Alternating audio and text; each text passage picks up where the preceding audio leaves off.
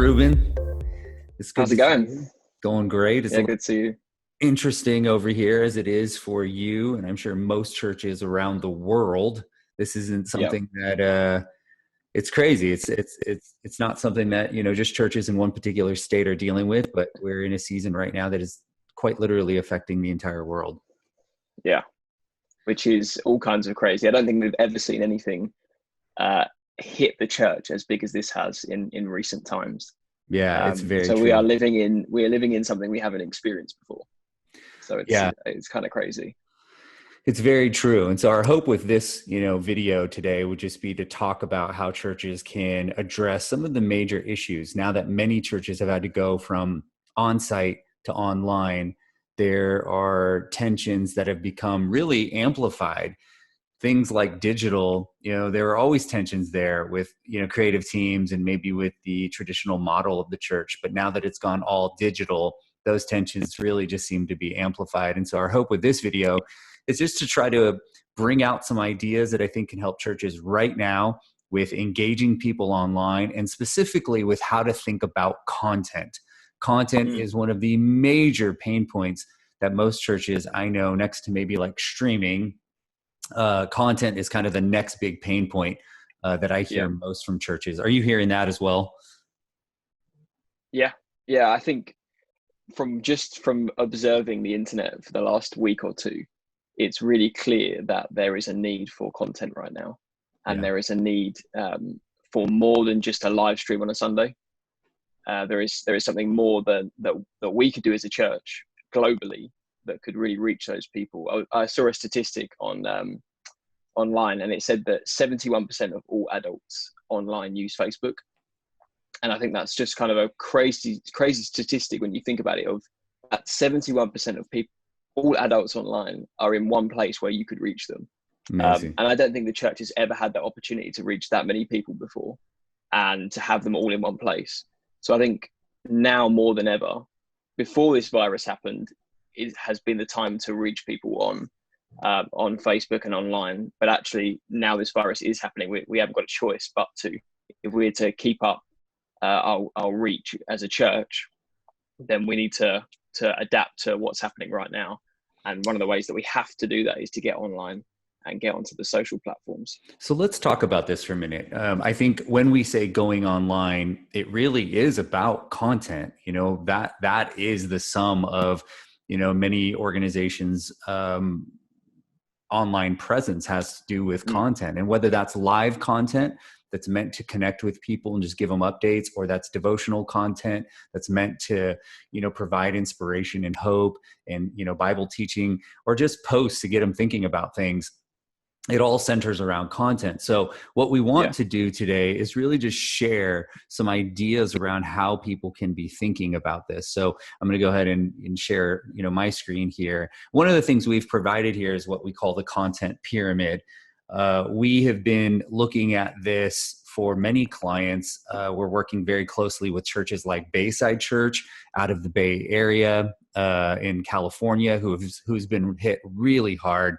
Bayside on average has about 20,000 in attendance, 7 campuses. Digital was, priority, but it has been a massive shift to have them go online exclusively, as you can imagine. And so the pyramid here, this model, isn't something just for large churches. It's something that scales all the way down to a lot of Mm, smaller churches. We're providing this same framework for, churches of 300 or, 400 as well across the world. So we think that this will be, pretty helpful for everyone. From yeah. your estimation, like, do you sense churches have models right now that help them guide where they put their resources, the kinds of content they aim to create? Or do you still kind of detect a sense of just randomness and a sense of maybe scatteredness to it all? Yeah.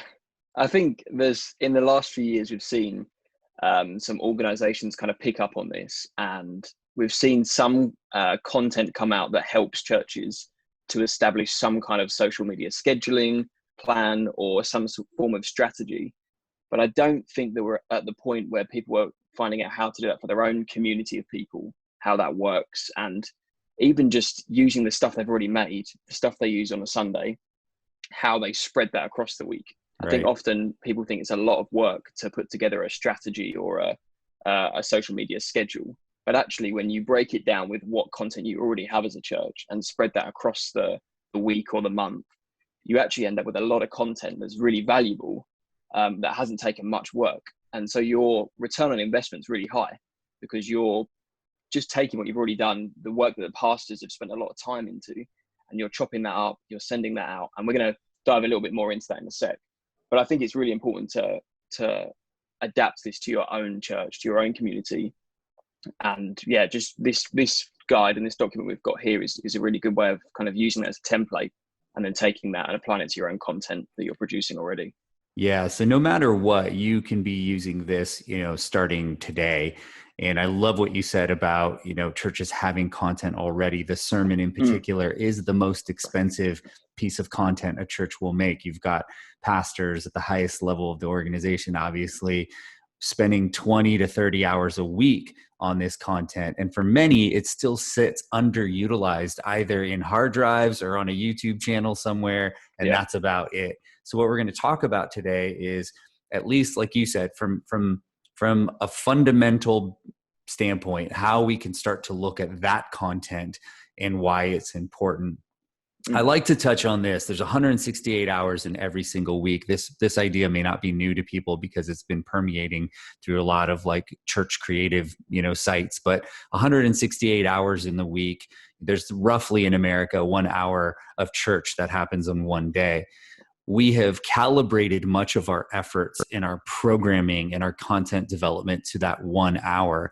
But the truth is, nowadays, there's still another 167 hours in the week that we have access to people. And so this is the first paradigm shift for people, especially when they go digital, is that you're no longer just thinking about that 1 hour. You actually have to think about all other 167. And the reason why that's important is because that's going to provide a level of engagement between Sundays, if you will. And that engagement is really important because now that you're online, there's so many more options, so many other areas and places that people can send their attention to.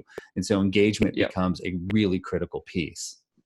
And I think just touching on that as well is that we have to think about not just when we schedule and when we post stuff and when we put content out, but also we have to think about the size of the content, how long it is, because when you're on social media, like we said, people are fighting for your attention. And so we have to shift our thoughts, as in, it's not just an hour and try and put an hour up on a Wednesday and an hour on a Sunday. We actually have to think about, okay, can we get 3 minutes of their attention here? Can we get 5 minutes of their attention here? And actually, how much of a message can we squeeze into those 3 minutes and make that really useful for someone who's just scrolling? I think that we've heard quite a lot in the creative community of stop the scroll. But it's more than just stopping. It's about giving people something from that. It's about adding value to what they're stopping for. And part of building a brand is that when someone sees a post, they know that it's going to be valuable to them. And you build that by releasing great content and great footage and great clips of your content, and people are picking up on that. And so I think it's really important to make sure that we are not just doing, how many prayer meetings can we live stream, how many things can we put up on a week, but actually let's think about how many little sections of a preach can we put up across the week, and how valuable is that to someone. Yes, I love it. At the end of the day, it really is becoming human-centered, which should be a very natural instinct for the church. We want to think about the person who's on the other side of that device and what's going to add, like you said, value to them, not just push programs that have been in existence since the beginning of time. We're looking for the kinds of things that are going to truly add value to people. And so one of the ways that we start to think about this is through what we call the content pyramid, which is structured like a reverse pyramid. And it's a very easy way for us to be, thinking about our content. So I'll talk a little bit about pillar. Maybe you can, and if you feel like touching on it, great. And then maybe you break down micro, and then I can talk about distribution. We can kind of add our color commentary to each. But the content pyramid is real simple in that we start with what we call pillar content. pillar content is really easy to understand. It's just a longer piece of content like a sermon, a daily devotional, an interview, a podcast. Pillar content is usually 15 minutes or more, right? 10 minutes and more. It really just varies, but it's just longer form content. And so to keep this simple, we'll focus for churches on the sermon, right? And applying the sermon to our pyramid and making sure that we optimize this piece of content in the best way that we can. So you take that sermon, and from there, that sermon can essentially be broken up into a lot of other pieces of content. So that leads us to micro content. Yeah, and that's kind of what I was touching on earlier, is that we already have this great content. Every church is producing something on a Sunday that maybe between 25 minutes to an hour long, and that's a real good opportunity to use what we've got and break it up into micro content. You don't have to have a big team of creatives producing something every day. What you can have is one person whose task is that week to cut up the pillar content and send it out as micro content. So we're talking about breaking up sermons, and you can do that on Instagram, you can do that on Facebook, you could bring out video content, or you could turn it into an article online, or you could present images, or you can make memes out of it, or GIFs. There's so much stuff that you can do that just optimizes the pillar content and takes it much further than just, I think the big thing is people don't want to spend an hour doing something. I mean, most people spend about 2 hours a day on social media, but they get a lot of information coming in, and they don't want to dedicate a whole hour of that time to watching one thing. Right. And so if we can touch base with people multiple times within those 2 hours through micro content, then we're getting a much better reception than we would if we just put up a link to a video online and said, watch this, because that's an hour of people's time that they might not use. Yes, that's so good. Yeah, I've been telling leaders, I work a lot with a lot of senior pastors and executive pastors. And one of the things I've had to really emphasize as we've been exclusively in a digital domain is it's okay to have stubborn vision. Now is the time for stubborn vision, but it's not the time for stubborn strategy. To win today, we need stubborn vision, a vision that's very clear and concrete, great, but a flexible strategy. And this is what, this is part of what this does. You can't be stubborn in saying, I'm going to just post an hour long or 45-minute long sermon and expect people to engage. They're just not going to do that. The strategy has to be flexible enough to consider the channels that a lot of this content's going to be living on. So the micro content allows us to produce snacks, if you will, or short, much more digestible pieces of content for people that gets them potentially back into, the full length pillar pieces of content. The last thing I would say on this one, Ruben, is like I'm seeing some churches produce anywhere from 10 to 15 pieces of micro content from one pillar content. A sermon might have 3 to 5 points that you can break into 3 to 5 videos. Those may have 3 to 5 quote graphics that can be made, for Instagram. You've got the pillar content can turn into a podcast that you put out on iTunes that can get turned into a blog. I mean, you can start to see how much content for a church of any size can be created if you just leverage that pillar content well. Yeah, definitely. That's the key thing, I think, is you kind of take stock of what you've got and work out how you can best optimize that. I've had a few people ask me recently about content strategy, and my response has been, okay, well, take stock of what you have right now, and are you using what you've got right now to the best of your ability? Yeah. Before you start working out, how do we engage on a Tuesday? How do we engage on a Thursday with new content? Start working out, okay, how can we use the content we already have and start pushing that out, especially at this time where work's kind of slowing down a little bit. It's harder to communicate. Being really efficient with how we work and how we produce content is important. And you can get far more out of taking pillar content you already have than coming up with new ideas and pushing it out. That's not to say that new ideas are bad. That's to say that new ideas are the next step from when you've already used up the stuff that you have. And I think it's definitely a balance to have of making sure you're bringing stuff that is pillar content and bringing new stuff as well. But this is just a great way to optimize exactly what you have right now. Yeah. So the last piece is really about distribution and where a lot of this content goes. And I'm gonna Yeah. go to a different graph here, and that starts to kind of put a little more skin on these bones. And you can see, like, we've got our sermon here. It gets broken into micro content, variety of different pieces of content, which then we start looking at distribution. Not all content is perfect for every platform. There are some things that are much better for Instagram, some things that are better for Facebook, some things that are more in a written form that you might use sites like Medium or LinkedIn for. So you have to kind of think about where this content is going to live best. But the beautiful thing is, like, now a church has multiple days that they can be assigning or scheduling content for. Whereas before, the sentiment that I get a lot from churches is that, gosh, we just constantly feel like we're behind in our content. We always are thinking about what's next. And it is difficult. I don't want to minimize the difficulty of creating content on a frequent basis. But I will say it's a lot easier when you have a steady flow of content that's coming from Yeah. some strategy. And that's what this helps us to do. So we can distribute this content across social media, across the week. And that gives us kind of an upper hand in being top of mind for the people who are in our congregation, and constantly showing them why it's important to stay, engaged, and to get them to attend online. Yeah, and a question that or maybe something that I've heard quite a few church leaders say is that, or been quite apprehensive of, is that this content would drive people away from church. It would mean that they could be online Christians only and wouldn't have to go to church on a Sunday. But what we've actually found, I think at Bayside too, is that people connect way more with online content, and through that, they want to get involved in a community. They want to get involved with a church on Sunday. And actually, the first live stream that Bayside did after this shutdown, this lockdown, they ended up having more viewers online than they did as attendance. Yeah. And we thought that it was going to be the opposite way around.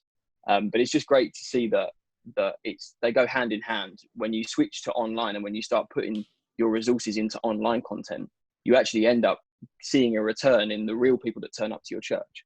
Yes. So there really is this balance of making sure that you are providing enough content and enough resources into a Sunday service. But if you put enough resources there, you can then get to distribute them across the week, and you'll see a better return on people coming on the next Sunday if you start pushing out what the last Sunday was. It's so I true. think it's just really important to have that balance of just making sure your resources are in both and not just in one basket. Yeah, that's so true. And I think when we think about attendance too much, what ends up happening is you get a very scarcity kind of mindset where we don't want to share these resources. We're afraid we might lose, the thing that has sustained a lot of this. And I'm not ignorant to that and the importance of that. But just as you said, just to add one note to that I think if we become much more open-minded about how we resource people and focus on engagement, not attendance, if we focus on engagement and engaging our people on a day-to-day basis, adding value to them, making sure that they're taken care of, then all of that engagement produces attendance. It's engagement that leads to attendance. And I have found this time and time again, no matter how many churches I'm working with and no matter the size. For Bayside, we had an exponential number of people join us online. We've been focusing on this strategy, helping families out who now have kids at home, using the same strategy across multiple ministries. The following weekend was double the size of what we had the weekend before. And a lot of our giving has not fluctuated either, which has just been the most craziest insight in all of this. When people are engaged, they will, reward you with attendance, and whether that's online or physically, but engagement is the key. And that's really the heartbeat of this strategy. Yeah. I mean, even my own sort of personal Instagram and things that I've done as personal projects, I've seen that it's not necessarily the content you produce. That is an element to it. That's maybe what catches people's eyes, but what actually keeps people in touch and keeps people staying for your content is when you interact with them, when you engage, when you just show that they are a person, they are valuable. And when you actually put an effort into connecting with someone, they are way more likely to get involved. And that's what we want to see. We want to see a community grow, rather than just a platform grow. And so I Right. think it's so important to just keep focused on that. Okay, how do I engage with people? How do I make sure people feel loved? Especially at this time when people are lonely, people are isolated. How does the church not just greet people and meet people on a Sunday, but how does the church go beyond that? And that's really a responsibility that church leaders and communicators need to take on. Is, okay, we, the church, now need to go to the people who have been faithful to come to us. And I think that's where we're seeing that shift. So if you've got a good content strategy, that's just one of the ways to really do that, is to reach people through the content you're producing, and make sure you're getting it out there regularly and making sure you're engaging with people. That's so key. Yeah, so good. So the last thing I think I want to say as we kind of wrap up this time, this strategy works for the sermon, but it works for a lot of other things. We Yeah. recently wanted to do a live prayer meeting on Facebook, and we invited some different pastors to pray. It ended up being around 15 to 20 minutes because it was a time for our pastors to address the congregation during this really big change. Well, that's obviously a pillar piece of content. It's a long form Mm-hmm. piece of content. So we launched that on Facebook Live and let that go. Now the recording lives on Facebook Live. It did really well on Facebook Live. Our plan now is to take that, chop it up into micro content, because there were some really good insights and nuggets and prayers that happened within that. So anything that we can use from that, we turn into micro, and it gets scheduled and put into our distribution plan. My point to that is to see how this strategy can provide a framework for all types of content and all types of ministries who are currently thinking about, gosh, I can't meet with my people in person. How do I think about content so that I can reach them? So whether you run small groups, a ministry, or you're just thinking about guiding the global church communications, I think this can work like up and down the organization. Yeah. I think as well, it is in this time. I mean, I've even seen news broadcasts where they're sitting at home webcam and they are doing national news, and people are caring less about the quality of the footage, less about the way it looks, and they're caring way more about the content. So this is a message to any church of any size. Even if you've got a laptop with a webcam, if you're producing good content that is encouraging and nourishing to your congregation, that's the important part. Don't worry so much about how it looks. I mean, we're doing a podcast remotely, so it's Yeah. probably pixelated and it's probably cut out a few times. But that's not the important part. The important part is what's the quality of the message inside, not the quality of the footage. So just to encourage you, I guess, is that don't worry so much about how it looks. Don't worry. I mean, there's things you can do, which we're going to touch on in some more documents to come online. But I think the main thing is focus on the actual quality of the message you're trying to convey. And then when you've got that quality, you can cut it up, spread it out, and have really good content, micro content in there as well. So yeah, be encouraged, I think, is the main thing. Yeah, perfectly said. So I think we'll wrap with that. This document we'll make available in the little show notes or in the body section there of this post. So feel free to take that and use it. If there are any questions, you guys can send that, to us. And the Relay team is here to just help however we can. So we'll be planning on more, little conference calls like this and videos to put out and help resource. So if there are any thoughts or ideas or questions that need to get asked, we'll be happy to address them. But Ruben, thanks for jumping on. And hopefully this is helpful to people.